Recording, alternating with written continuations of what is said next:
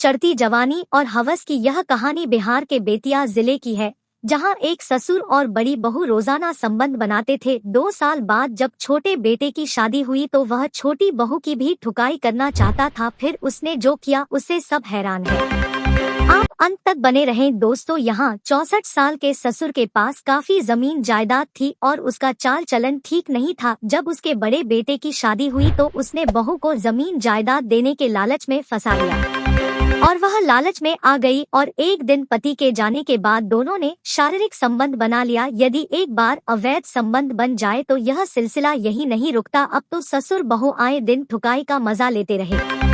2 साल बाद उसने अपने छोटे बेटे की शादी की। छोटा बेटा पंजाब में जॉब किया करता था। शादी के कुछ दिनों बाद ही वह जॉब पर वापस चला गया। अब आए दिन वह छोटी बहू पर नजर रखने लगा। अब तो वह छोटी बहू के साथ भी हमबिस्तरी की सोचने लगा।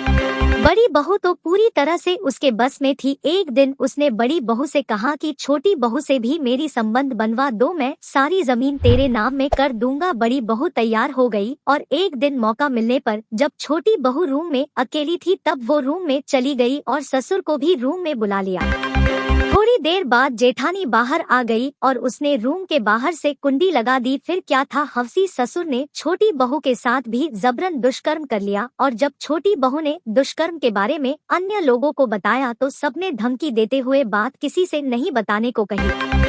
वह चुप रही और इसका फायदा ससुर आए दिन उठाने लगा और वह छोटी बहू की भी ठुकाई करने लगा। वह ससुर की इस हैवानियत से बहुत परेशान हो गई थी। करीब 1.5 महीने तक ससुर छोटी बहू से संबंध बनाता रहा।